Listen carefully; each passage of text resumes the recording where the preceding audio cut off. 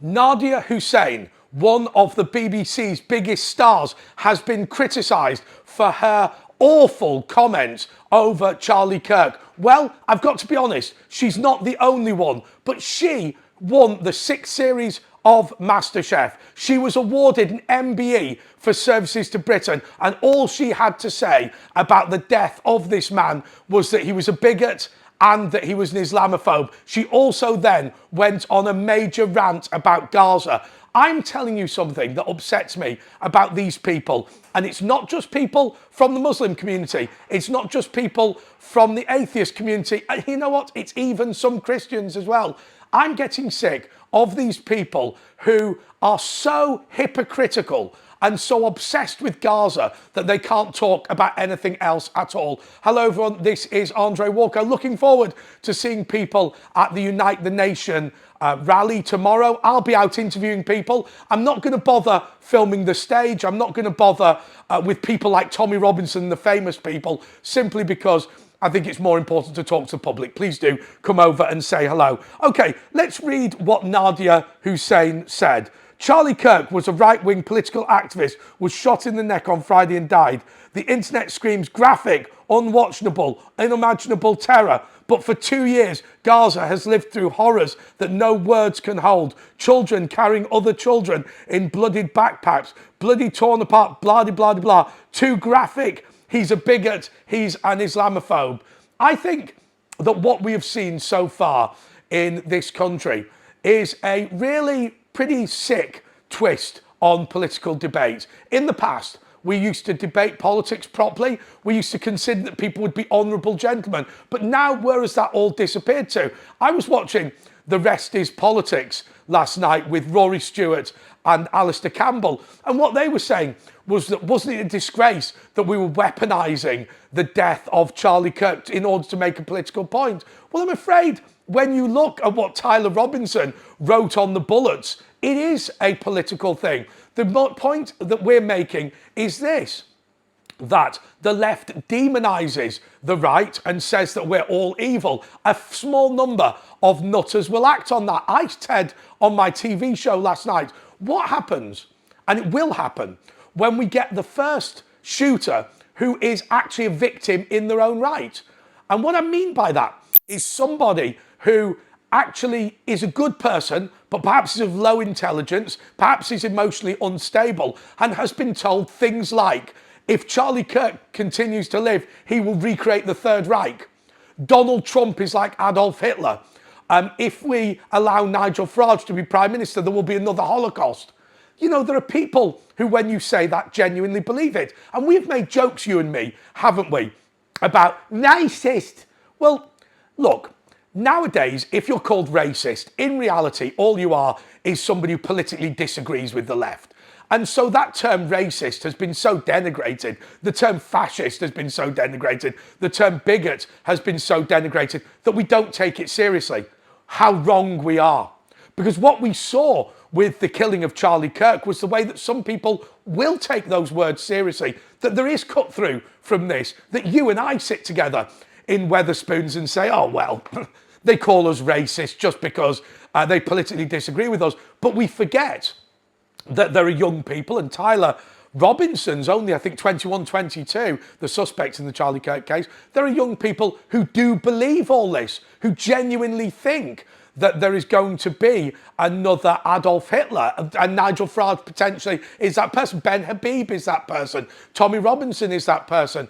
And this whole label of far right, I think, is incredibly dangerous.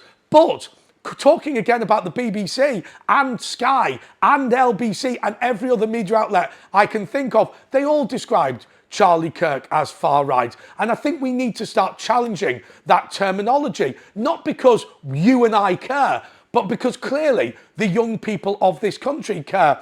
And when you look at someone like Nadia Hussein and you think about what she said and you think about what David Lammy had said before these attacks, the reality is Nadia Hussein made her position very clear, that the death of Charlie Kirk is not a tragedy.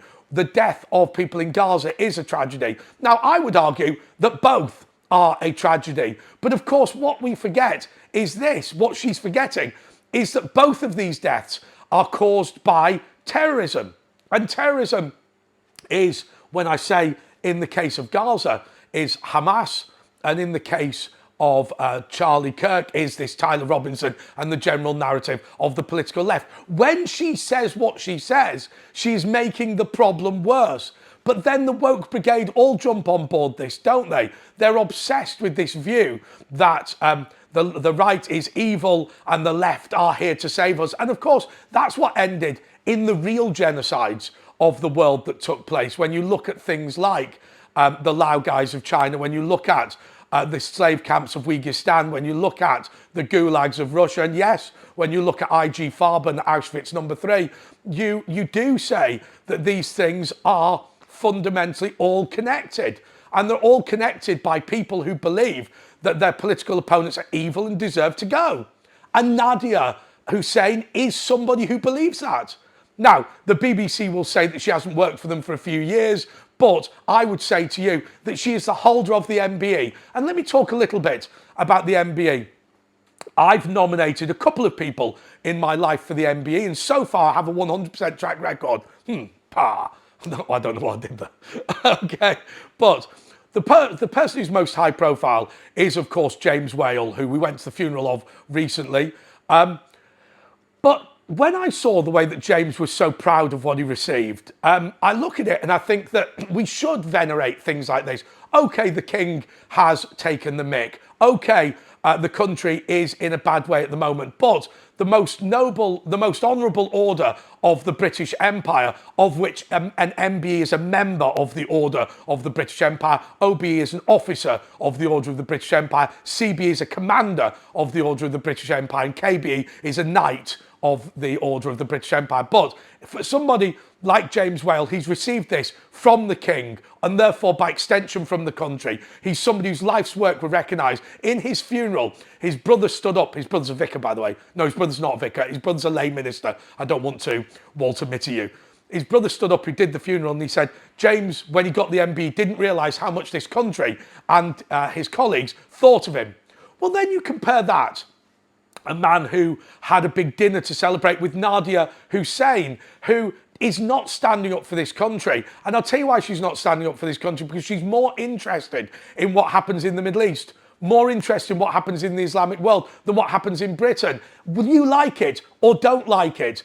The situation in Gaza has no impact on this country other than the protesters who are interested in Gaza. Political violence and the othering of the political right does have an impact in this country. Saying that Donald Trump and Nigel Farage are neo-Nazis does have an implication in Britain. And that is something that we need to remember.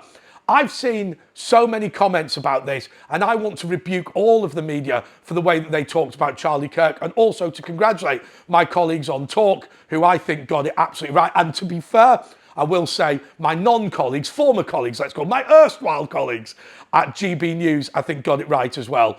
But all of the news was about far-right extremists. All of it was about Islamophobia. All of it was about racism, misogyny, and all this. The reality is, the United States of America has lost a future American president. And that is a big thing because, okay, there is only one monarch, but there are plenty, and there are more American presidents than there are monarchs, but there's not many more.